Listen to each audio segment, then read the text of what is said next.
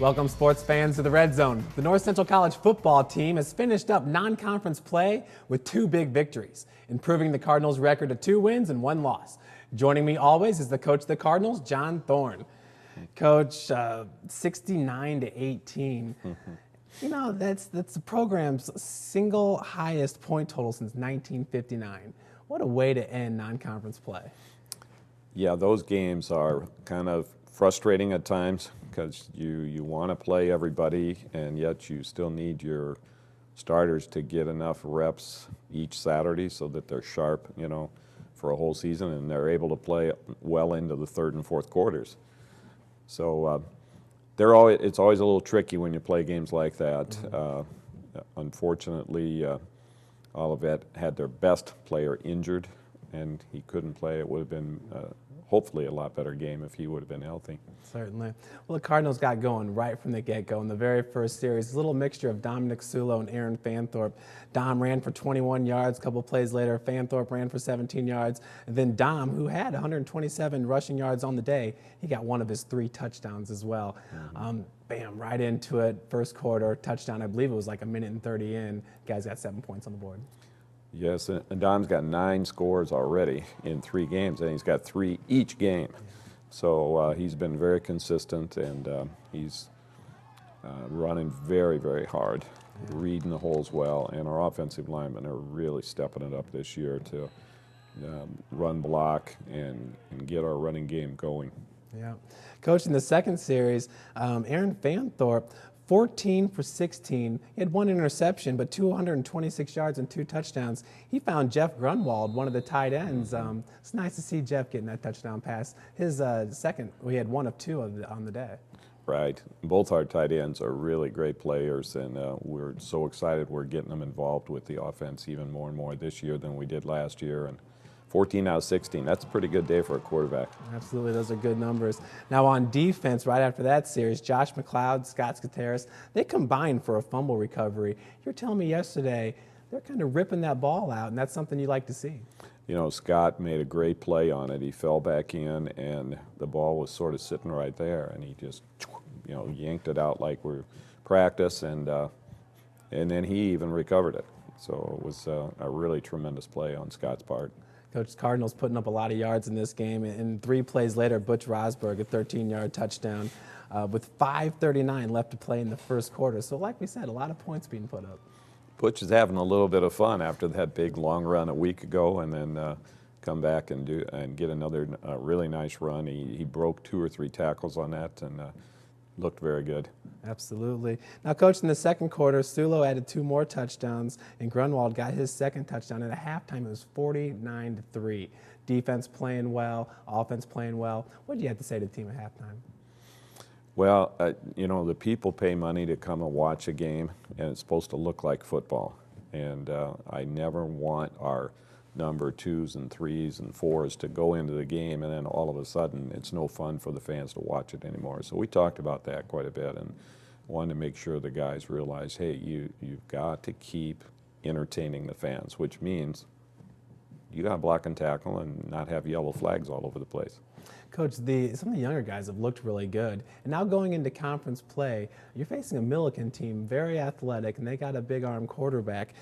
There's a couple changes on defense, I imagine, to get a little faster. You know, you hit it right on the head, Jeff. You're very observant when you watch our team. We were a little too slow, and it showed up very clearly on, you know, some of the tape we were looking at. So we had to put some more speed on the field, which brought Joe Schneider-Bauer down from safety to linebacker, and we're hoping that that's going to be a really, really great move for Joe because he's a huge hitter. And playing a high safety, he doesn't get a chance to do that very often. Well, he's going to get his chance now. Now, Coach, in the 3-4 defense, Schneider-Bauer, like you said, he's a very aggressive player, somebody I think would fit really nice at linebacker. Do you have to worry about offensive linemen getting to Schneider-Bauer, who weighs about 190 pounds? Well, that's why we didn't move him earlier. We've been talking about this for a long time, and we just kept thinking, well, he's not going to be big enough to deal with the linemen. And he's so quick, and he jumps left and right and up and down and every other direction, you know. And we just felt, you know what, he'll avoid a lot of those contacts. Once in a while, they're going to get on him, and he may get put on the ground a time or two, but he's okay. He'll handle it. They don't call him Jumpin' Joe for a reason. Now, Coach, some of the other changes at safety, Scott Hogan, Josh McLeod. McLeod's been there all year, and he's been looking really good. Cornerbacks, Kyle Haste and Pat New. We've seen Pat New out there quite a bit. Kyle Haste added in there as well. You think with that group right there, you got some nice speed, and are you kind of worried about some of the experience factor in the defensive backfield? Well, we are young, and game experience, the guys we have out there, some of them don't have as much game experience as you would like, but they're not really young guys. You know, Scott Hogan has been doing a great job at corner, and he's got this tremendous pro agility, left and right, change direction, and we just felt like we could use that better on top. And Kyle Haste is a little faster than Scott is.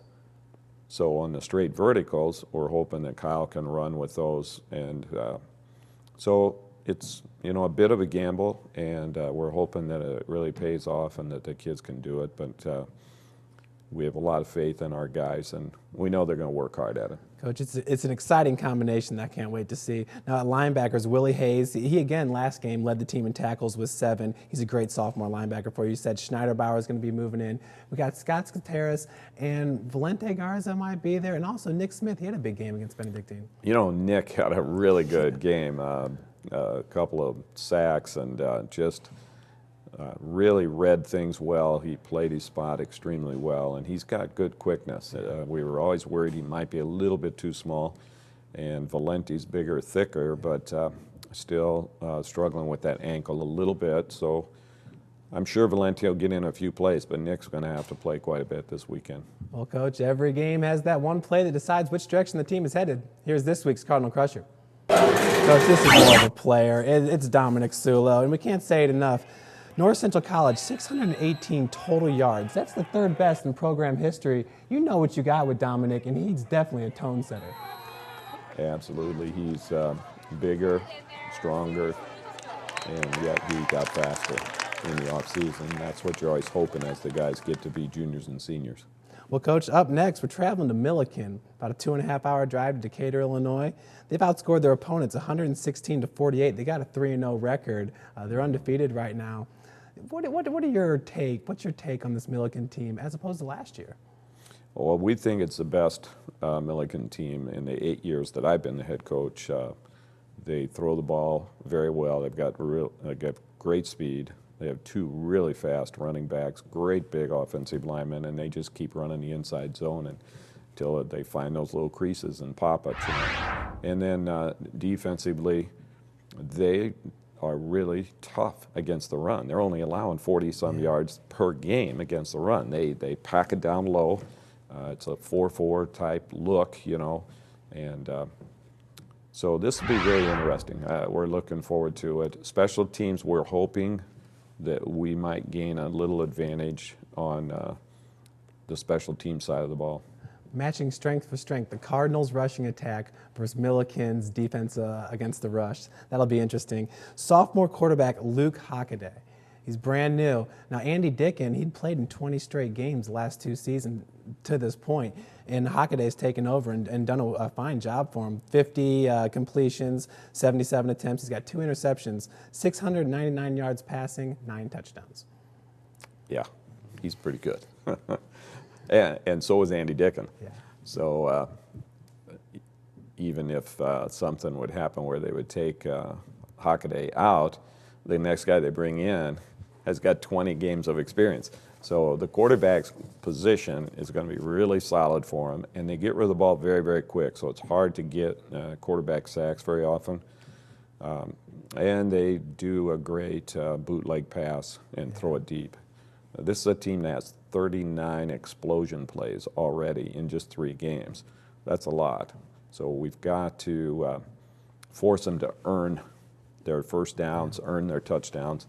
But they haven't driven the ball for a long field very often. So if we can keep punting them back there and make them go 80 yards, Yep. and you know, some good things might happen. Absolutely. Well, stay tuned, Redbird fans, as Cardinal wide receivers coach Brad Spencer and defensive lineman Robert Champion join us to talk all things Cardinal football. We'll be right back.